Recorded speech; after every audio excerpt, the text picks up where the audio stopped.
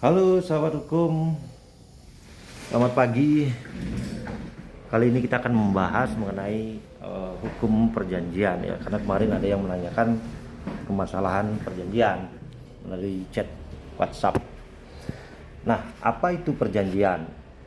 Menurut pasal 13 KUH Perdata, perjanjian adalah suatu perbuatan di mana satu pihak atau lebih mengikatkan dirinya terhadap satu pihak lain atau lebih. Dengan kata lain, perjanjian adalah kesepakatan yang memiliki kekuatan hukum yang mengikat.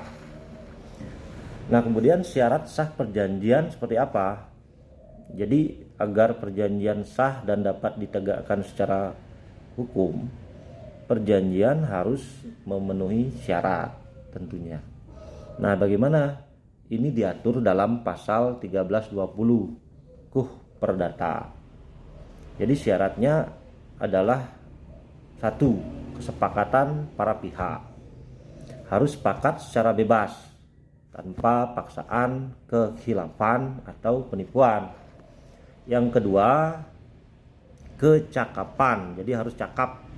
Para pihak harus memiliki kapasitas hukum untuk membuat perjanjian. Misalnya tidak di bawah umur, jadi anak-anak di bawah umur itu tidak diizinkan membuat satu perjanjian, atau dalam keadaan tidak sadar. Yang ketiga, suatu hal tertentu. Jadi harus ada objek perjanjiannya, harus jelas dan dapat ditentukan.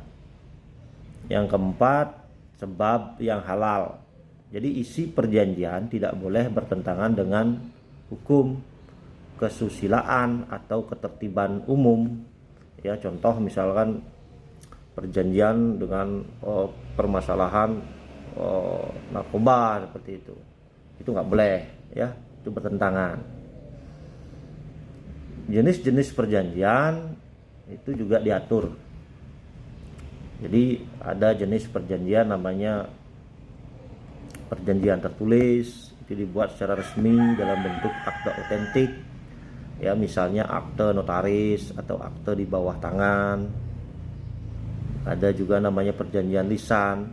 Ini berlaku sekalipun lisan ini berlaku sah jika memenuhi unsur perjanjian itu tadi ya. Tetapi memang sulit ini dibuktikan jika terjadi suatu sengketa. Ini sulit karena hanya secara lisan saja. 3, ada namanya perjanjian bernama dan tidak bernama. Jadi maksudnya perjanjian bernama ini seperti contoh ya, jual beli, sewa menyewa, dan pinjam meminjam, itu diatur dalam KUH Perdata. Perjanjian tidak bernama ini dibuat berdasarkan kesepakatan para pihak saja. Nah, jadi akibat hukum jika perjanjian ini dilanggar bagaimana?